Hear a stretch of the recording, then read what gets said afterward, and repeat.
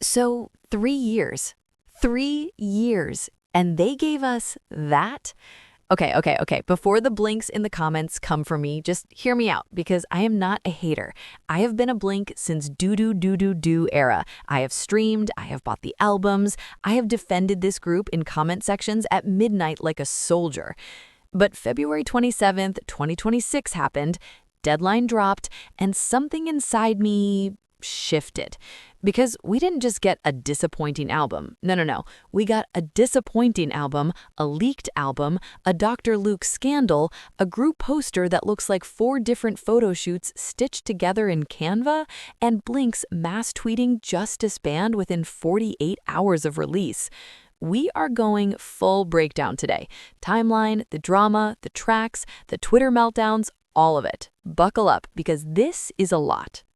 Let me paint you a picture. It is 2022. Born Paint just dropped. The girls are iconic. Life is good. Blinks everywhere think, okay, see you in like a year, maybe 2? Ha. 2023, solo albums. Fine, great, we love growth. 2024, more solos, fashion campaigns, Lisa's in White Lotus, Rosé's collabing with Bruno Mars and getting Grammy buzz, Jenny's launching a whole fashion brand, and Blinks are sitting there like, this is fine, dog and fire. Then, in December 2023, YG, the company that communicates about as often as my ex, actually came out and said, yes, the girls renewed their group contracts, new album coming, world tour coming. Blinks lost their minds. People were crying on TikTok. It was a moment. July 2025, Jump drops, #1 on Billboard Global 200. Third #1 for BLACKPINK globally. The song is giving festival main stage. Fans are back, baby. The Deadline World Tour starts. 81 shows, stadiums. First K-pop girl group to headline Wembley. In your face, everyone who said K-pop couldn't do stadiums in the West. Everything is building. The hype is real. And then, record scratch. October 2025, leaks start surfacing. Full tracks of the album leaked on their own YouTube channel somehow. YG pulls them immediately, no explanation, just silence. Classic YG behavior. Then those leaked tracks get confirmed as real songs on the album, songs fans had already heard, analyzed, and were not impressed by. And the vibes started rotting right there. January 14th, 2026. Official announcement. Deadline EP. February 27th, 5 tracks. Pause. 5. After 3.5 years, one of which, Jump, we'd already been listening to for 8 months. So really, 4 new songs. 4. Let that hang. Okay, so before a single new song is even heard, Deadline was already in crisis mode. Let me list the disasters in order. Disaster #1, the concept photos. January 29th, YG drops the concept photos. Grayscale, all-white outfits, faces half hidden, very art house, very we went to one museum and got inspired. But here's the thing, the group poster, fans immediately clocked that it looked like 4 individual photos stitched together in Canva, like the members weren't even photographed in the same room. The lighting is different, the proportions are off. People on Reddit were genuinely speculating they never stood next to each other for this shoot. Blinks were like, is this a BLACKPINK comeback or a free Canva template? Disaster #2, the tracklist poster. 5 song titles, white background, black text. That's it. That's the poster. The promo for this comeback was so low effort that, and I am quoting a real fan here, their Spotify getting hacked generated more buzz than anything YG did to promote Deadline. I need you to sit with that. The hacking of their streaming profile was better marketing than YG's actual marketing team. Incredible. Disaster #3, the leaks. Before the album even officially releases, full songs are briefly live on BLACKPINK's official YouTube. Me and My, Champion, people are downloading, posting clips, analyzing credits, and in those credits, 2 words that sent the fandom into absolute chaos. Dr. Luke. Okay, I need to talk about this because it is genuinely the most controversial thing about this whole era, and it deserves more than a footnote. For anyone who doesn't know, Dr. Luke is one of the most prolific pop producers of the 2000s and 2010s. Kesha's TikTok, Katy Perry's Roar, Miley Cyrus. He's worked with everyone. He's also the producer at the center of one of music's most high-profile and devastating legal battles. Kesha accused him of sexual assault, harassment, and abuse, including body-shaming her into an eating disorder. The case dragged through courts for years. Kesha lost the defamation countersuit. Dr. Luke has denied everything. In 2026, this man is credited on 2 tracks on Deadline, Me and My and Champion. And fans were not having it. The biggest girl group in the world, and this is who you chose? Empowerment queens picking that producer for their comeback? Make it make sense. I genuinely hope the girls weren't involved in choosing the producers, because what the hell? Now, to be clear, we don't know how involved the members were in producer selection. That's often a label decision. But the fact that YG greenlit this, knowing the discourse, knowing BLACKPINK's fan base, it's a choice. A really bad one. And it tainted the album before most people even heard it. Okay, let's actually talk about the music, because at the end of the day, that's what matters. Jump. The pre-release, the one that gave us hope, produced by Diplo and Teddy, #1 globally, 8 writers in the credits, which is a lot, but the song moves, so we're letting it cook. Is it the most BLACKPINK-sounding song? No. Does it sound like a stadium anthem designed for the tour? Yes. Is it genuinely boppable? Also yes. Fans are split on Jump, but commercially, undeniable.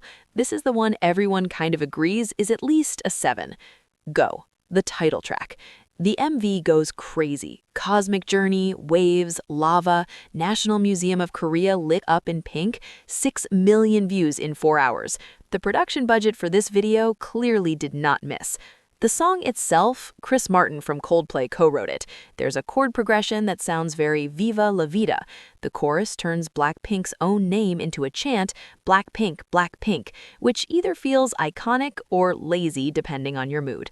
Critical reception says Go is actually ambitious, bold, different, but some fans say the lyrics are thin for how grand the production is. It's the most divisive track. People either think it's their best title track since Kill This Love, or they think it's a miss. Me and My, produced by Dr. Luke. And here is where we hit a wall. This song has a live horn section, trumpets, Jenny rapping about pretty privilege, and yet somehow it manages to feel like absolutely nothing. One review said, nuke the whole generation. Another, there is no payoff for listening to the full thing. At no point is this interesting at all. The delivery feels weak. The song doesn't know what it wants to be. The most generous review called the horn arrangement interesting. That's it. That's the compliment. Champion, also Dr. Luke, and here is where we actually have some character. It's the fan consensus best B-side. It has structure, it has a hook, it goes somewhere. And yet, one review said it's so bleh that I can't even praise it in any way, which is genuinely tragic. Being the best song on an album and still getting bleh is not the win YG thinks it is. And then there's Fuckboy. The name alone had the internet ready. We were prepared. We were hyped. We wanted chaos. And instead, a slow, introspective track. A ballad, the vibe of a quiet album closer, not the unhinged banger the title promises. One critic said, they really didn't know what they were doing after Born Pink, and it shows. And maybe the harshest comparison of the whole album discourse, Baby Monster, BLACKPINK's own YG Junior group who has existed for like 2 years, is apparently running circles around them creatively right now.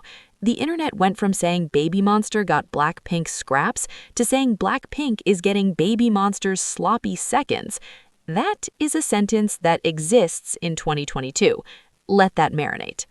Okay, I want you to feel what it was like to be a Blink on February 27th, 2026. Let me just read you some of the tweets. Real ones. I cannot believe they managed to make an era worse than Born Pink. Problematic producer in the credits, ChatGPT lyrics, voices auto-tuned to the point they don't even sound like themselves. This album gets 3 out of 10 for Rosé's vocals that were wasted on this album. The girls don't care anymore. Neither do I. I'll be back for the solo albums. A non-fan would never in a million years guess this is one of the biggest K-pop acts in the world. It feels like they are here purely for contractual obligation. At this point, just disband. And then there's this observation that made me actually stop scrolling. Jisoo, the lead vocalist of BLACKPINK, has approximately 1 minute and 25 seconds of total airtime across a 14-minute album, 125 out of 14 minutes. Blinks did the math. Of course they did. And when those numbers came out, it was over. Now, there is a counterpoint. The album sold 1.44 million copies in 4 hours. That is a record. That is historic for a K-pop girl group. First ever to have 2 albums sell 1 million on day 1. But here's the uncomfortable truth. Those sales aren't a measure of how good the album is. They're a measure of how much Blinks love these 4 women. And there's a painful difference between standing someone and genuinely loving what they made.